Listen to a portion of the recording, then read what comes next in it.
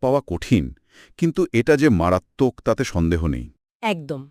আচ্ছা, বাইরের এই চাপের মুখে ইরানের ভেতরে কি অবস্থা? সরকার কি আরও কঠোর হচ্ছে? সেটাই দেখা যাচ্ছে।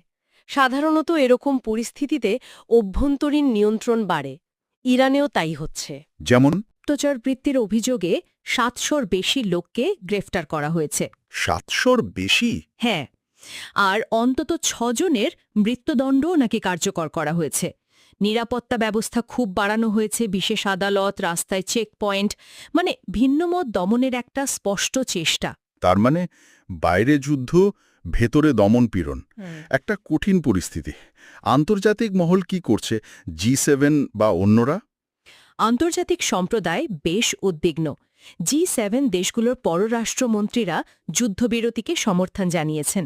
তারা চাইছেন ইরানের পারমাণবিক কর্মসূচি নিয়ে নতুন করে আলোচনা শুরু হোক।